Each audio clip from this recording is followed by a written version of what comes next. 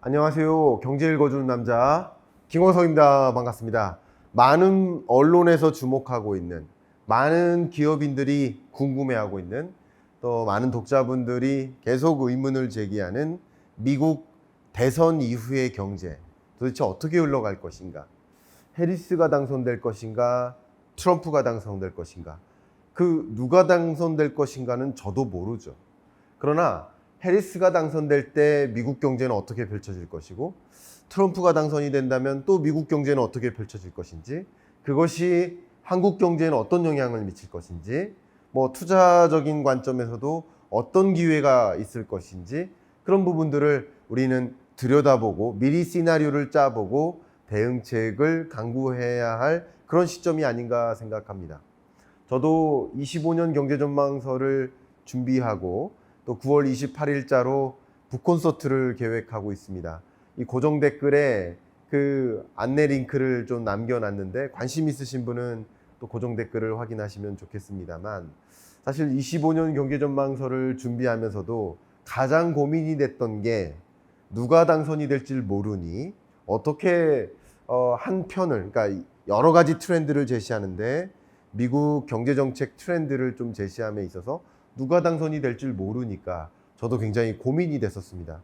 그러나 이 전망서에도 해리스가 당선이 되거나 혹은 트럼프가 당선이 되거나, 그때 각각의 시나리오는 무엇이고 그 시나리오별로 나는 어떤 대응을 해야 될지를 생각해야 된다라는 말씀을 드렸는데요. 역시 그런 관점에서 오늘 이야기를 시작해 볼까 합니다. 여러분 기억하실 겁니다. 총격 사건.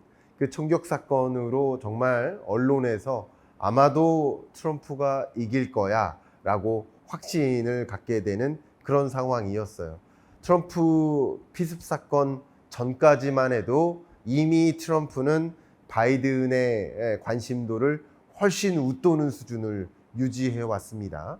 그런데 이 피습 사건 직후 트럼프의 관심도는 정말 압도적으로 더 올라갔고, 바이든의 관심사는 굉장히 많이 빠졌습니다.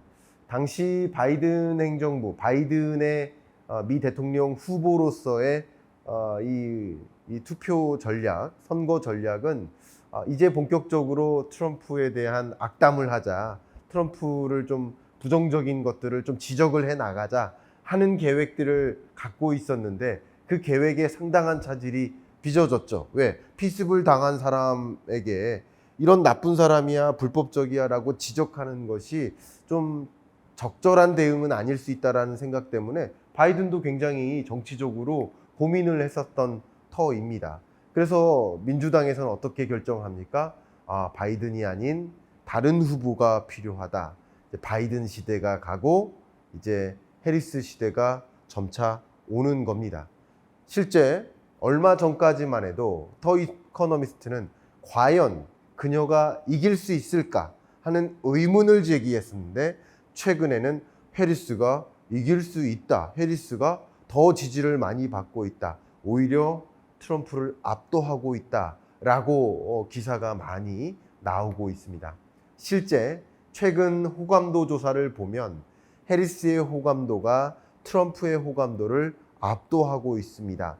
그런 것을 보면 이제 오히려 해리스의 시대가 오는 게 아닌가, 그러니까 소위 해리스노믹스라는 관심사가 집중되고 있어요. 물론 초기에 나타나는 현상일 수도 있습니다. 8월이 지나고 9월, 10월 중에 다시 뒤집힐 수도 있기 때문에 해리스가 당선이 될 경우 어떤 경제정책 방향을 가져갈지, 트럼프가 당선이 되면 또 어떤 경제정책 방향을 가져갈지, 한번 그 방향성에 대해서 시나리오를 각각을 그려봐야 되는 상황이면은 틀림이 없습니다. 근데 앞에 말씀드렸던 것처럼 여러 이 투표 지지자들의 지지율을 보면 남성, 여성 구분했을 때 여성이 더 압도적인 지지를 하고 있고, 또 아무래도 이 백인보다는 흑인 혹은 그 밖에 다른 인종들이 해리스를 더 많이 지지하고 있는 모습도 나오고 있습니다. 지역별로나 성별로나 여러 가지 인구 통계학적으로 차이는 있겠습니다만, 전반적으로 해리스의 현재 지지율이 트럼프의 지지율보다 당선 가능성이 높게 나타나고 있는 것은 사실이지만 아직 통계적 유의성을 보일 만큼의 확실한 차이는 아니기 때문에 지금으로서는 각각의 시나리오를 그려보는 것이 온당하다 생각합니다. 첫 번째로 미국 대선 이후 경제를 그려볼 때 우리가 생각해 볼 수 있는 첫 번째 그 변화는 가상화폐인 것 같습니다. 아마도 여러분 기억하시겠지만 암살 시도 사건이 발생했고 그때 대통령 당선 전망이 확대되면서 비트코인 가격이 급등했었던 걸 여러분 기억하실 겁니다. 왜 그랬을까요?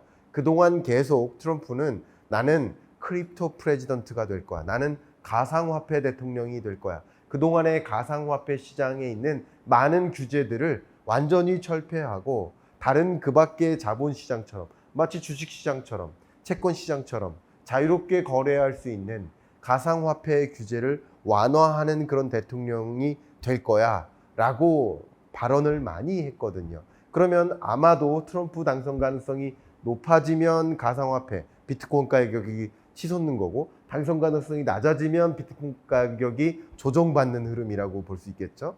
그럼 상대적으로 해리스는 가상화폐 시장에 있어서 트럼프보다는 다 모든 건 상대적인 겁니다.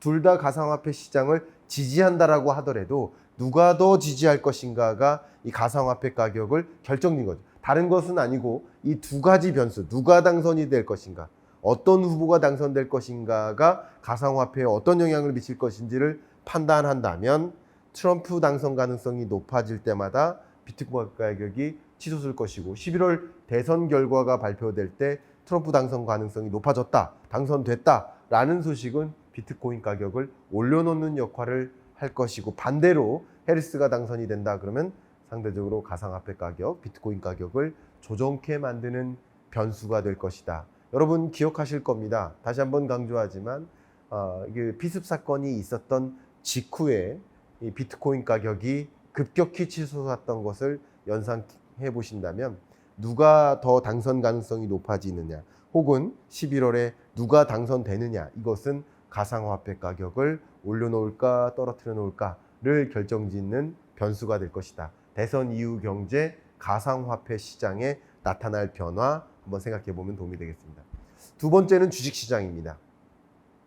카멀라 해리스 미 부통령 지금 어떤 정책들을 고민하고 있습니까?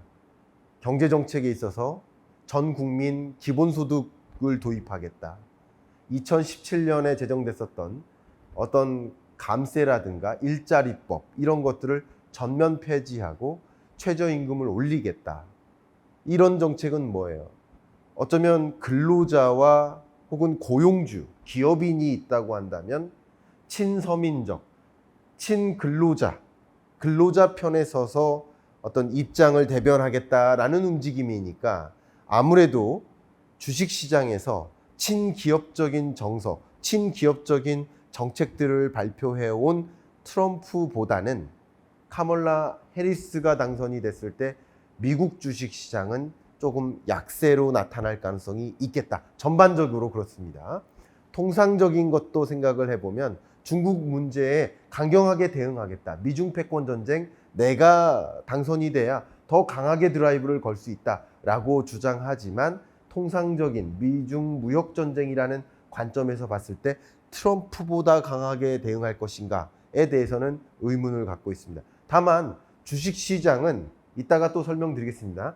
트럼프보다는 미국 주식시장을 좀 약세화 만들 가능성이 있지만 역시 해리스가 주창하는 촉진하고자 하는 그 해당 산업 같은 경우는 더 지지를 받을 수 있죠. 가장 대표적인 그린 뉴딜 같은 거, 재생에너지라든가 전기차 배터리 이런 특정 산업 섹터 같은 경우는 트럼프가 당선이 되면 오히려 당선 가능성이 높아지거나 당선이 될 경우 트럼프의 경우에는 더 약세화될 수 있겠지만 해리스의 경우에는 더 지지를 받을 수 있겠죠. 마치 우리나라로 따지면 정치 테마주처럼 영향을 주고받을 거라고 봅니다.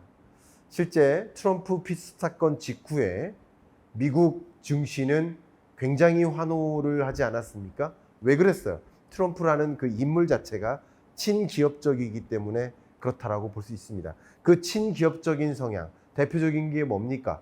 법인세 최고세율을 낮춰잡겠다. 지금 현행의 미국의 법인세율 최고세율 기준으로 비교를 해본다면 OECD 회원국 주요국들과 비교했을 때 중간 수준이에요.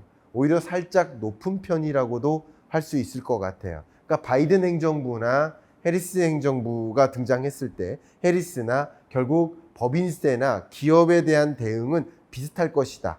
그러니까 부자 감세 안 하겠다. 법인세를 더 많이 물게 하겠다. 대신 근로자를 위한 정책, 경제 정책을 가동하겠다. 민주당적 정책 기조인 거죠. 분배 정책 기조를 더 많이 가져가는 거죠. 그런데 트럼프의 공약은 어때요? 15%로 법인세 최고세율을 낮춰자겠다. OECD 회원국 중에서 가장 낮은 수준의 법인세 최고세율을 적용하겠다. 그러니까 다른 말로 친기업적으로 경제정책을 꾀하고 많은 기업들이 미국에 와서 기업 경영하게 만들고 리쇼어링을 유도하는 정책인 거죠. 그러니까 결국 큰 의미에서 미국 주식시장, 거시경제 변수로 보면 트럼프 당선 가능성이 높거나 트럼프가 당선이 될 때 주식시장은 조금 더 환호할 가능성이 높겠다라고 볼 수 있겠고 반대로 해리스의 경우는 그렇지 않겠다. 다만 주식시장에서는 앞에 말씀드렸던 것처럼 바이든 3대 핵심 공약 여러분 기억하십니까? 제가 바이든과 트럼프가 첫 번째 그 투표 선거를 앞두고 이 공약을 내걸었던 시절에 제가 이 장표를 보여드렸던 기억이 납니다. 벌써 몇 년 된 거예요. 이때 바이든이 환경에 있어서는 2조 달러 친환경 사업에 투자하겠다. 2050년까지 탄소 배출을 제로화하겠다. 또 세제, 법인세율을 올려잡겠다. 그죠? 복지 오바마 케어를 부활시키겠다. 이런 종류의 정책 기조가 있으니 당연히 그린 사업, 전기차, 2차 전지, 재생에너지 이런 영역에서의 기회는 상당히 투자적인 관점에서 있을 수 있다라는 말씀을 드렸고 실제 많은 기업들은 그런 방향으로의 비즈니스를 영위했었는데 만약에 트럼프가 당선이 되면 그런 부분들이 좀 억압을 받을 것이겠죠. 반대로 해리스가 당선이 된다라고 한다면 이런 부분에 대한 연속적인 그러니까 이런 어떤 바이든의 정책 기조를 이어갈 가능성이 높겠습니다. 한번 생각해 보세요. 오바마 행정부 시절에 바이든은 부통령이었고 바이든 행정부 시절에 지금 해리스는 부통령이잖아요. 결국 바이든의 생각과 해리스의 생각이 크게 다를 수가 없고 같은 정당이니까 주요한 정책 기조도 유사하겠죠. 그렇기 때문에 큰 틀에서 이렇게 주식시장에 아마 영향을 주고받는 그 섹터별 어떤 변화는 이렇게 가늠을 해보시면 어떨까. 반대로 트럼프는 이런 그린 사업이라든가 탄소 배출을 규제한다든가 이런 것을 아예 전면 폐지하고 파리 기후협약을 탈퇴하고 함으로써 친기업적으로 왜냐하면 기업 입장에서는 탄소 배출 규제 자체가 굉장히 많은 비용 부담이거든요. 그런 부담을 없애주겠다라는 방향성이니까 오히려 석유화학 산업을 일으키겠다. 우리의 주력 산업으로 가져가겠다 하는 입장이니까 주식시장의 어떤 섹터별, 산업별 나타나는 현상들은 분명히 달라질 수 있겠다라는 것도 그림 그리시면 좋겠습니다. 세 번째로 여러분께 드리고자 하는 이야기가 바로 통화정책 기조입니다. 해리스가 뭐라고 얘기했습니까? 나는 페드의 그 통화정책 결정 과정에 관여하지 않겠다.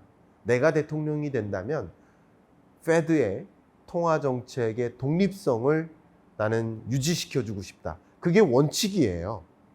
그게 원칙입니다. 중앙은행의 원칙이에요. 그 독립성을 깨지 않겠다라고 이야기를 합니다. 반대로 트럼프 정부 시절 생각해 보세요. 파월이 금리를 동결한다, 금리를 인상한다라는 그런 종류의 발언을 할 때마다 트위터를 날리면서 금리 인하 더 해라. 왜 금리 인하 안 하냐. 파월 너 당장 자를 거야 하면서 이 통화 정책에 굉장히 적극적으로 관여하지 않았습니까? 지금도 마찬가지잖아요.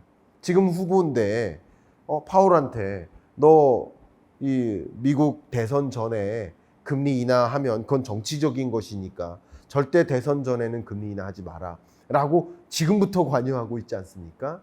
조금 더 그 관여하는 방식이 뭘까요? 만약에 해리스가 당선이 된다면 연준은 그 연준이 생각하고 있는 중립금리 3.5% 정도 됩니다. 그 중립금리를 향해 매우 점진적으로 금리 정상화를 추진하는 피벗의 시대가 올 것이고요. 트럼프 행정부가 된다면 파월을 해고하거나 혹은 다른 연준 의장을 채용해서라도 조금 더 비둘기파적인 연준 의장을 채용해서라도 적극적으로 금리를 인하하고 미국의 원달러 환율뿐만 아니라 달러 인덱스를 약세화하려고 노력할 겁니다. 그래야 수출하기 유리하거든요. 약세화해야 그래야 많은 기업들이 미국으로 와서 기업 경영하고 수출할 때 유리하거든요. 약세화를 추진할 가능성이 높죠. 이게 결국 환율에도 영향을 미칠 것이고 통화정책 기조에도 영향을 미칠 것이라고 본다면 아마도 해리스 정부가 등장이 된다. 그러면 조금 더 금리에 인하하는 그 속도가 점진적일 수 있을 것이고 트럼프 행정부가 당선이 된다. 트럼프의 2.0이 시작된다라고 한다면 조금 더 지금의 전망보다는 강한 금리 인하 추세로 연결될 수 있겠다. 미국 대선 이후의 경제를 그릴 때 여러 부문들을 비교해야 되겠지만 그 중에서도 가장 많은 관심을 갖고 있는 것은 바로 무역 전쟁입니다. 보시는 것처럼 미국은요 2017년까지 이 관세율을 평균 관세율을 굉장히 강하게 낮게 적용해 왔습니다. 그러니까 전체 수입 품목에 대해서는 1% 관세율, 듀러블 임포트, 그러니까 내구재에 한해선 자동차, 가전제품, 휴대폰 이런 것들이죠. 이런 부품에 대해서는 5%의 관세를 유지하면서 역사적으로 가장 낮은 관세율을 유도해 왔었어요. 근데 2017년에 왜 끊었을까요? 그 이후 트럼프가 당선이 되고 관세율이 굉장히 높게 조성이 됐죠. 높게 치솟았다가 또 바이든 행정부가 들어서면서 그 정점을 찍었던 관세율이 다소 하향 안정화되는 흐름을 본다면 트럼프만큼 극단적인 보호무역 조치를 단행하는 인물은 없다. 그러면 해리스가 당선이 된다면 트럼프보다는 극단적 보호무역 조치를 단행하지는 않겠구나. 물론 중국에 대한 강경한 태도를 갖고 있는 것은 비슷합니다. 비슷하지만 누가 더 무역 전쟁을 격화시킬 것인가? 트럼프만큼 해리스가 무역 전쟁, 미중 패권 전쟁을 더 격화시킬 것인가? 그렇지는 않다는 거죠. 그러니까 무역 전쟁은 더 일어날 수 있고 장기화될 일이고 미중 패권 전쟁은 해소될 일이 아닙니다만 누가 더 격화될 것인가? 2025년, 6년에 펼쳐질 미중 무역 전쟁의 격화된 그 정도에는 차이가 분명히 있을 수 있겠다. 이렇게 그림 그리면 좋겠습니다. 그 밖에 트럼프 2.0 시대가 온다 하면 많이 또 우려하는 것이 트럼플레이션이에요. 개인 소득세율을 인하합니다.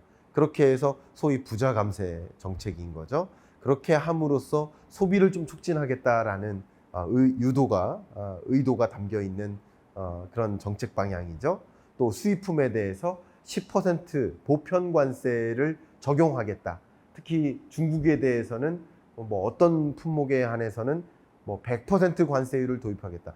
관세가 높게 부과되니까 수입 품목이 내수 경제에 들어설 때는 도매되는 과정, 제조 단가 이런 것들이 어떻게 될까? 높게 적용되겠죠.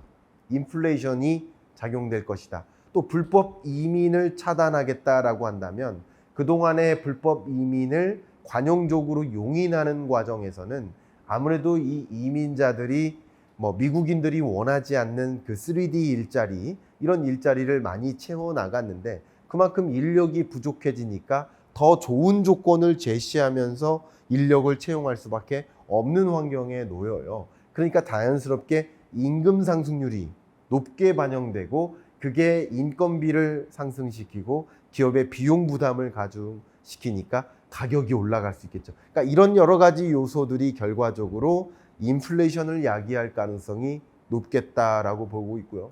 미국이 극단적인 보호무역 조치로 관세율을 올리면 다른 나라들도 가만히 있는 게 아닙니다. 중국도 가만히 있는 게 아니에요. 다른 나라들도 관세율을 올려요. 그러다 보니까 전반적으로 세계 경제의 또 다른 인플레이션을 야기하는 게 아닌가, 2차 인플레이션을 야기하는 것이 아닌가. 그러면 금리를 천천히 인하하려던 그런 움직임 속에 굉장한 혼선이 야기되죠. 혼란이 야기됩니다. 통화정책 관점. 인플레는 안 잡혔는데 금리를 인하라고 하니까 굉장한 혼란이 야기될 수도 있겠다. 트럼플레이션에 대한 우려도 트럼프가 당선이 될 경우 고조될 수 있습니다. 물론 해리스는 이 부분에 대한 경제정책에 문제가 있다는 것을 강력하게 지적하고 있고, 그렇기 때문에 내가 더 당선이 될 필요가 있다는 것을 강조하고 있는 입장이라고 볼 수 있겠습니다.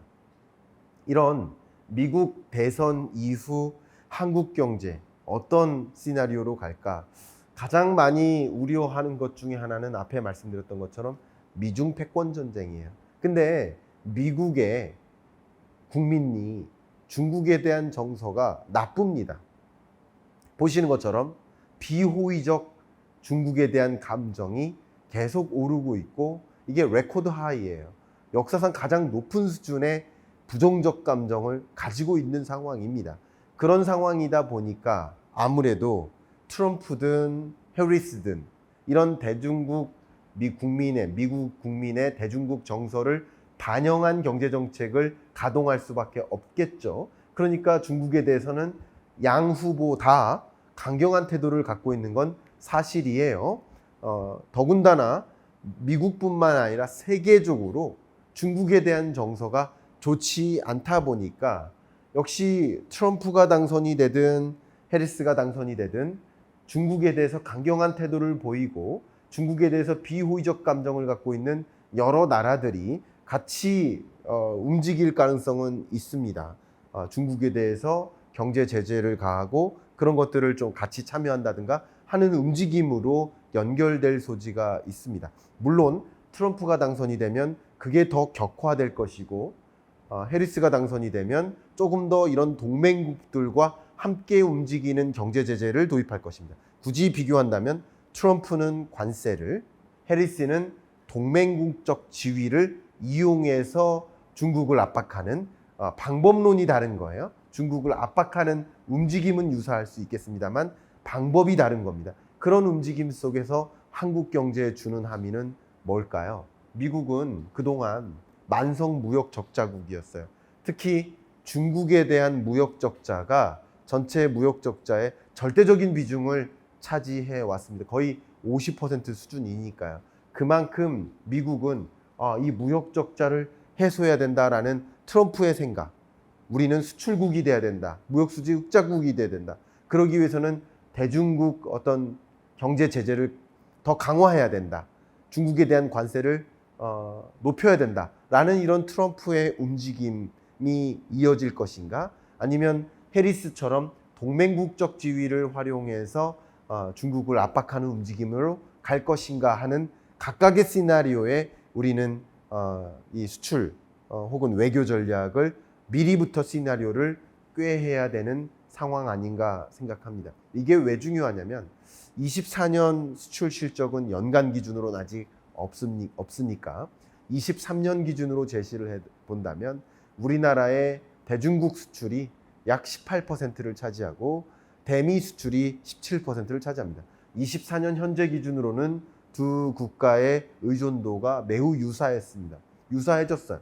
두 국가 다 약 18, 19% 차지합니다. 이런 국면에 미국과 중국이 무역 전쟁을 펼쳐나간다. 물론 트럼프가 당선이 되느냐 해리스가 당선이 되느냐에 따라서 무역 전쟁의 시나리오는 달라질 수 있겠지만 두 국가가 어떻게 싸우느냐에 따라서 또 우리가 어떻게 대응할지는 다르기 때문에 11월이 돼서야 결과를 보고 대응책을 강구하기보다는 지금부터 우리나라는 국가적으로 누가 당선이 될 것인지에 따라서 어떻게 대응책을 강구할 것인지를 미리부터 무역정책, 외교정책을 강구해야 되는 상황 아닌가 생각합니다. 미국, 중국에 대한 수출 의존도가 높고 대외 의존도가 높은 우리나라로서는 결국 누가 당선이 되고 그게 외교정책 혹은 무역정책을 어떻게 꾀해야 될지를 분명히 고민케 만들어줍니다. 물론 여러분들의 투자 의사결정에도 영향을 줄 것이고 기업들의 대응 전략에도 분명 영향을 줄 것이기 때문에 누가 당선이 될지, 그리고 그 시나리오를 그려보고 그러면 나는 어떤 대응을 할 것인지를 생각해 볼 수 있는 그런 계기가 되셨기를 바라는 마음으로 오늘 강연을 마치겠습니다. 감사합니다.